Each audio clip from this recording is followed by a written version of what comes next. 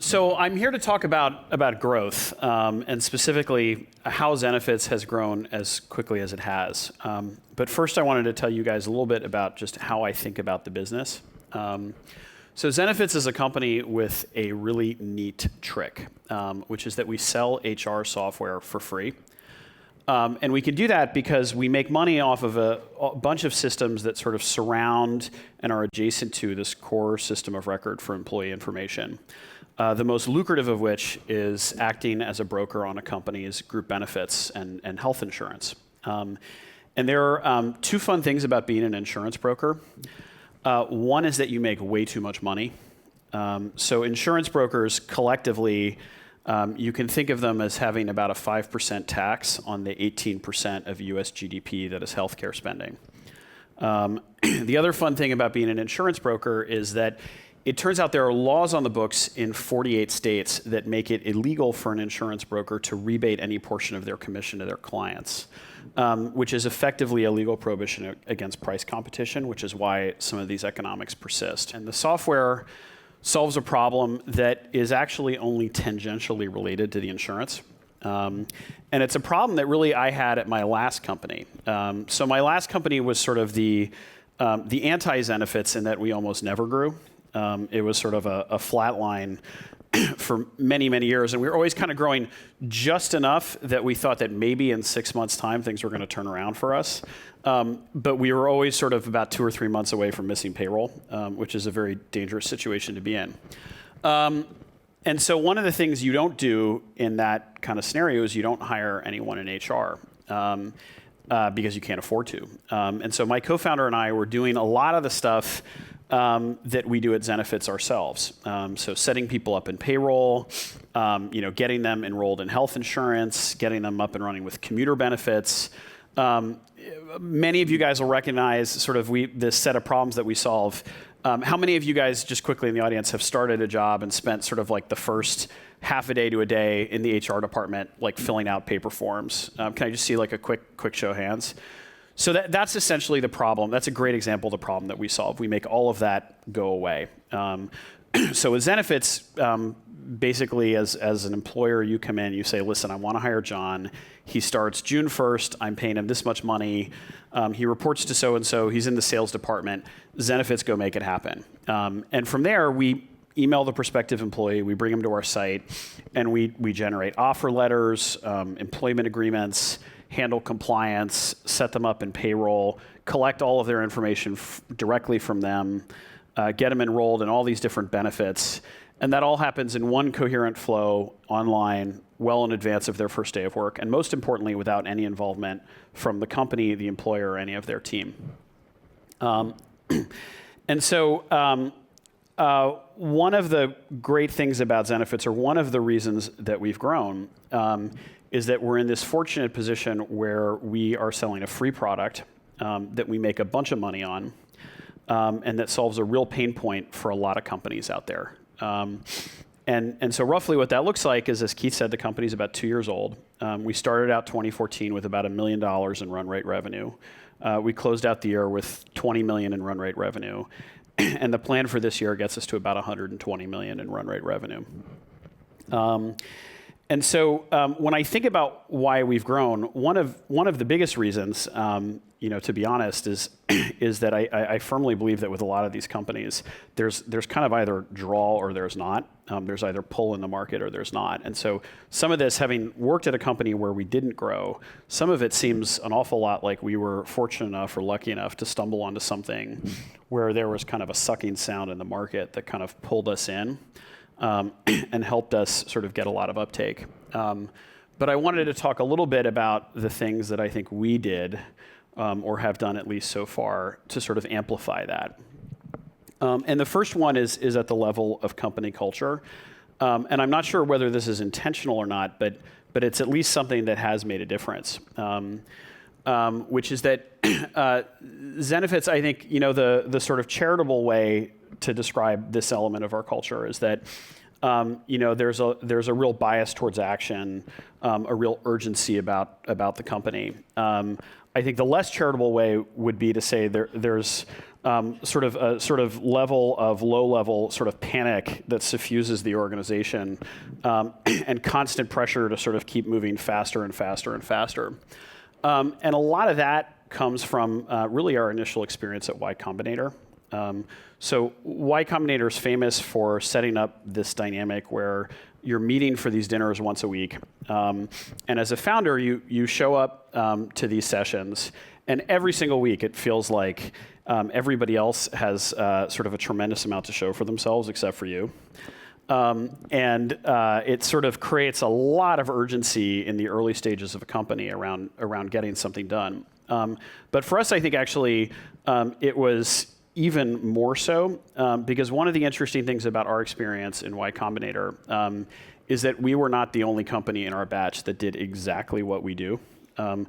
So we actually had a competitor in our batch at Y Combinator that was doing the exact same thing that we were doing.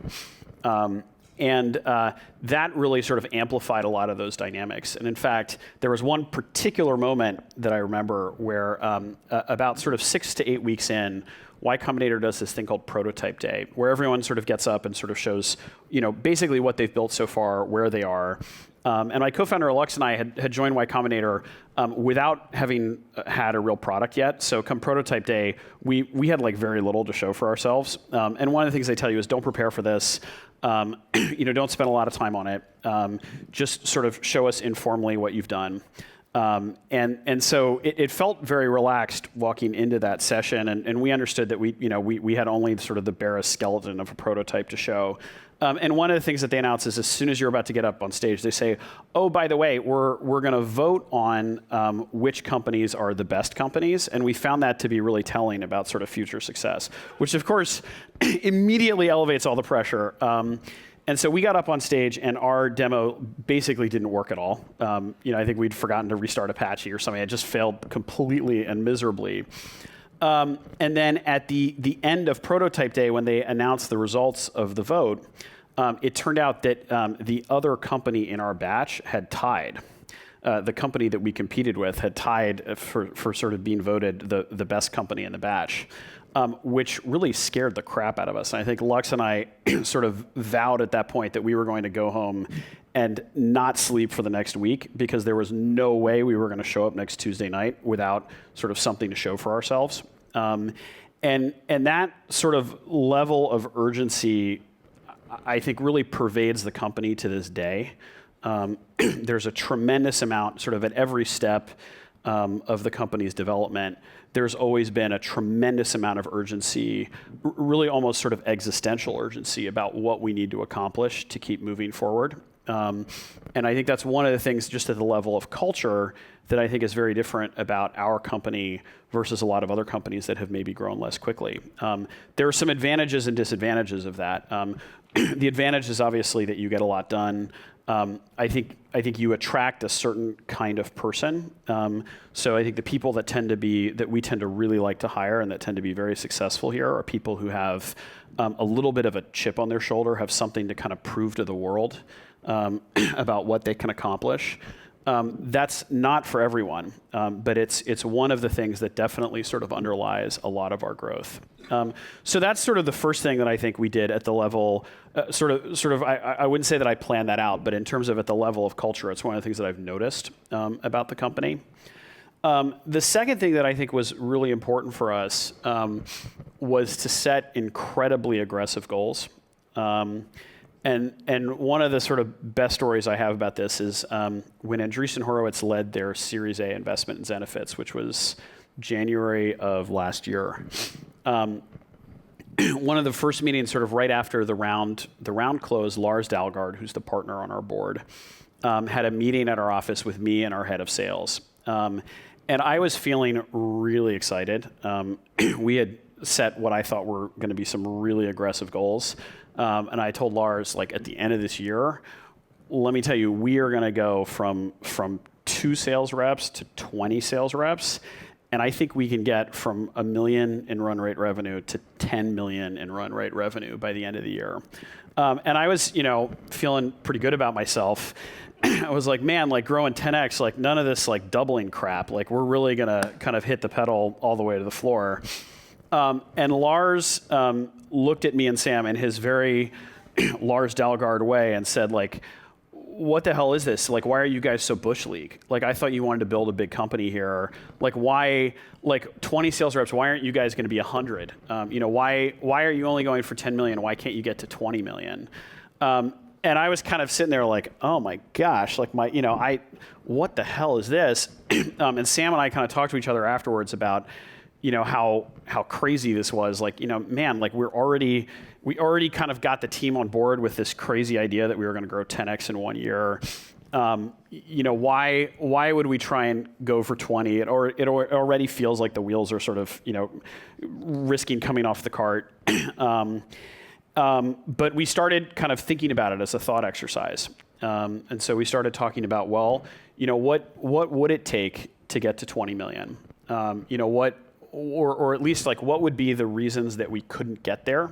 And are there any solutions that we can think of to those problems? And Sam, who runs sales for us, kind of said, well, 20 million, it would be really hard. I mean, one of the things we'd have to do is we'd have to divide our sales teams in two. We'd have to probably have one team focusing just on smaller companies, another team focusing on larger companies, hire a director to run that small team. There are a lot of things that we'd have to do that I just don't think, we want to do right now. And then we kind of talked about it, we were like, well, wait a second, that doesn't sound like such a bad idea. Maybe we should start thinking about sort of, taking that step anyway, regardless of whether we increase the goal. And so it started at the level of kind of a thought exercise.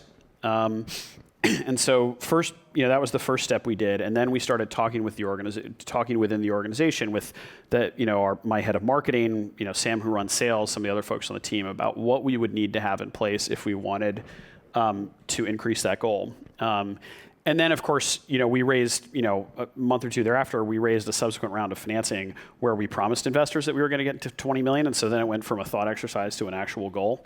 But I think that sort of stretch of sort of like really, asking yourself what is the reason that you can't get higher, taking whatever your goal is and doubling it or tripling it, and asking yourself that question of like if this is not going to work, what is the reason, and understand exactly why that is, and see if there isn't something that you can think of to get around that, was incredibly helpful for us in terms of getting more aggressive on growth. And then the third thing, at a very different level, is just at the level of tactics of sort of what worked really well for us. One of the things that I tell the company is I think that that top of the funnel constraints are the only acceptable constraints on growth within the company. Everything downstream of that is execution, and execution is really, really hard. And I don't mean to diminish that at all, but there should never be any reason for a constraint on your growth that's not top of the funnel. And so everything that I'm going to talk about here is how do you increase like top of the funnel demand, and how do you grow that part of the equation. And for us, Zenefits has really grown via direct marketing. And so I'll tell you what has worked super well for us on that. And the first step I think that any company should do is start with basically universe construction. And what I mean by that is figuring out sort of some comprehensive and exhaustive list of who all of the companies are that you should be selling to. And I think the secret here is that it needs to be exhaustive. So you have to start at the level of not just, here's a list that works really well, or here's a group of companies that we want to get, but what is the full list of everybody that you would ever sell to? And for us, that ended up being probably the most, or still is the most challenging part of this exercise, because we sell to businesses mostly with less than 500 to 1,000 employees, and there are about 4.5 million of them across the United States. And so the hardest part of our marketing is actually just understanding that there is a business called Bob's Auto Body Shop in West Virginia that has 37 employees. And that ends up being sort of the most challenging part of it. There are a lot of different strategies that we use to do that. We buy some lists. In general, lists are very low quality, and so the lists that you can buy, and so I would view them as just a starting point on sort of how you think about building your list. The other thing, so we bought some lists. We spent a lot of time cleaning that data up. We have several engineers that work on the marketing team that just sort of help to kind of build and maintain this list. At one point, I wouldn't advise you guys to do this, but at one point we actually sort of scraped a lot of data out of LinkedIn. So I think we had about 27 different like recruiter accounts running, and we're like alternating between the various different ones as we hit API limits and things like that. And I think we got an enormous list of companies in like 48 hours, and then got a bunch of nasty emails from LinkedIn and had to shut the whole thing down and get rid of a lot of the data. But there are a lot of things when you start thinking about how do you get lists of every company that you might want to sell to. There are a lot of things like that start to come out of the woodwork. If you're an e-commerce company, maybe you're trying to figure out, well, what is, every company that has a Yahoo store, every company that uses a certain kind of e-commerce software that you can search for really broadly across the entire web. And then once you've got this list and here are all the businesses that you might want to sell to, and here are the key decision makers at those companies, and here's their contact information, their email address, their phone number. Then it really, the name of the game switches to how do you design like the right sort of waterfall of outreach to those companies. And generally the way you want to do this is you want to have your first outreach be sort of the least costly form of outreach, which for us is usually email.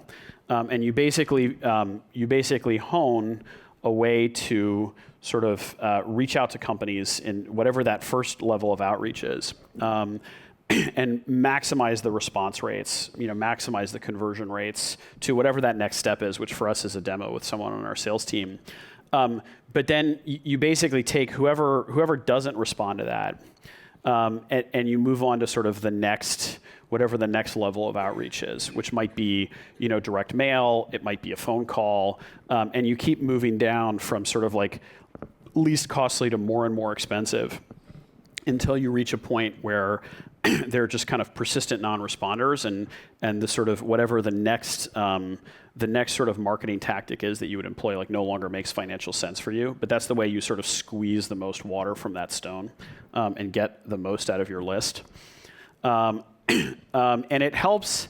It really helps in this process, I think, to have the right person running marketing, which I really strongly believe for a startup is not someone who has a lot of big company corporate marketing experience, but someone, because usually they've worked with a company that already has a brand that's already well known in the market where a lot of people are coming to them.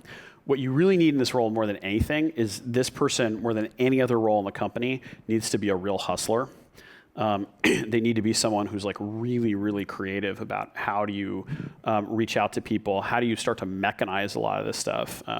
So at one point, our VP of marketing had this great idea where we wanted to call people and sort of basically get on the phone with people who weren't responding to emails, but we wanted to like mechanize it and do it at scale.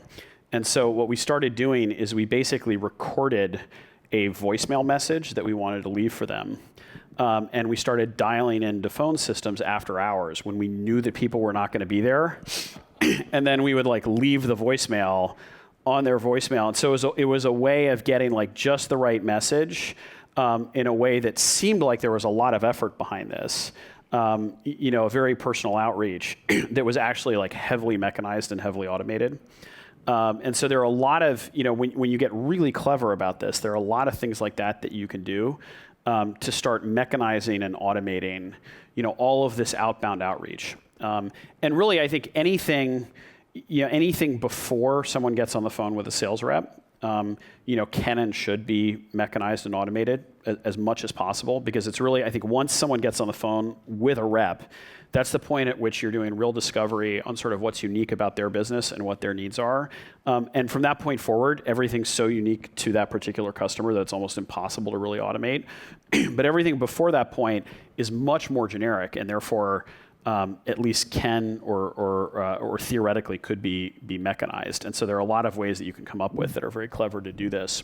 And then if you have this like giant list and you have this sort of mechanized system that works, then growing faster is just simple arithmetic. It's about okay, do we put twice as many companies into the top of our funnel this month as we did before, and that's how you grow twice as quickly.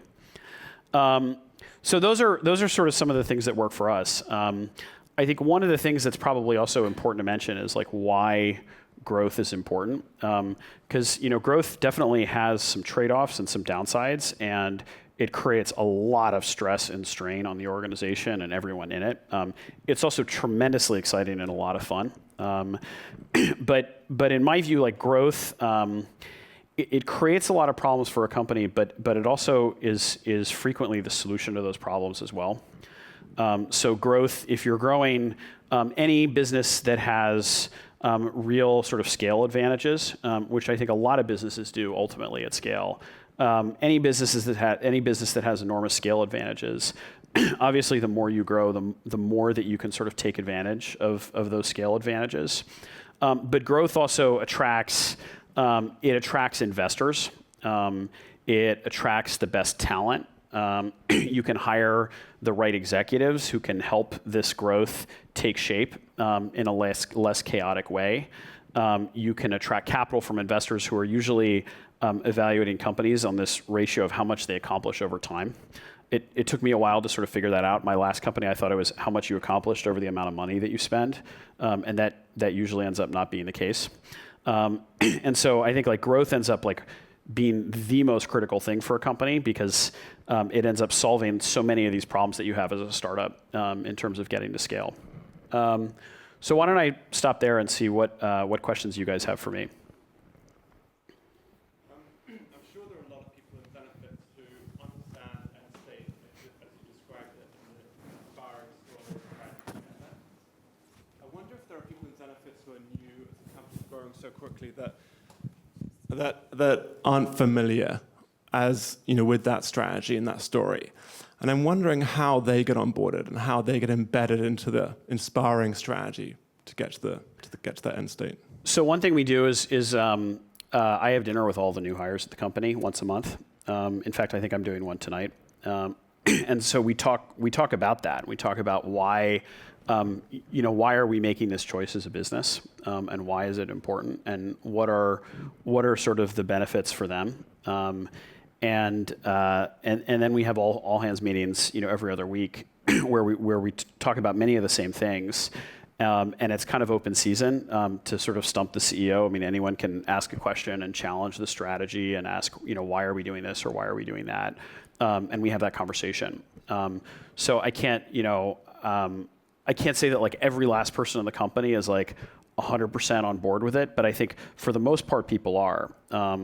And I think you kind of get steeped in that culture very quickly. Once you're here, you sort of, a lot of these behavioral norms are very hard to change once they're sort of set at a company early on. So people come in and, they one of our company values is ready, fire, aim, and they sort of see people doing that and see people like making decisions very quickly and moving on, and that's sort of, I think people sort of tend to like ape the behavior of others, and so it kind of like perpetuates itself that way.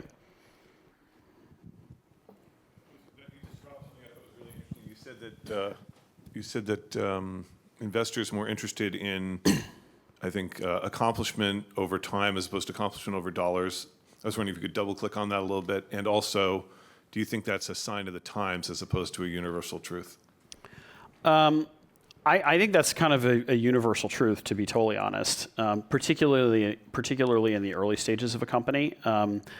I mean, it may be particularly true at a time when capital is more freely available. I also don't think it's like a bad thing, because to me, I often talk about Zenefits as filling this like niche where businesses only have 3 systems of record. They have a system of record for customer information, which is Salesforce for most companies. They have a system of record for financial information, which is Intuit's QuickBooks product for smaller companies, and then Oracle and NetSuite for larger companies. And they have this system of record for employee information.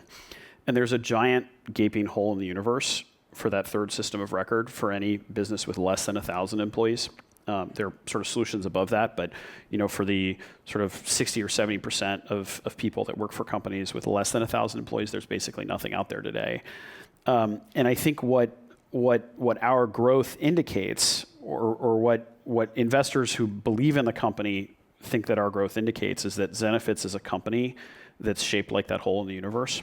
And so growth is not. It's not just about getting there quickly. It's also about sort of demonstrating something about your vision of the future. Zenefits,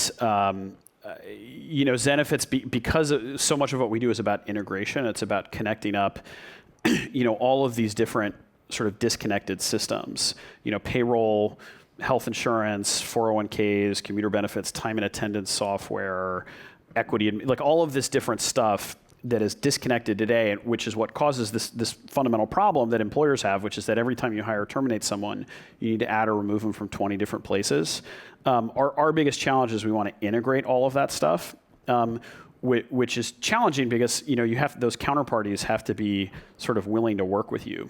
And in that case, like our growth is what gives us the right to reorient this entire ecosystem in our own image. And so, whether it's for like those partners, those third parties, potential employees, prospective customers, investors, everyone sort of uses growth as an indication of what's to come, and it becomes very self-reinforcing. So I think it's not. It's not. In fact, it's primarily, in my view, it's not for financial reasons. It's because of what growth predicts about the shape of the future and your vision of it and how likely it is to come to pass that it becomes so important. Hey, Parker, over here. Thanks. Parker. You talk a lot about the funnel and the hustler marketing lead. What is your opinion on technologies like Eloqua, Marketo, stuff like that? Do you use them heavily, or are you building your own algorithms, your own data sets? Heavily. We use them very heavily. We also have we do a lot of stuff outside of those services as well, particularly around the list side of things. But like the marketing automation system is the sort of centerpiece of what we do there. Great. Thank you.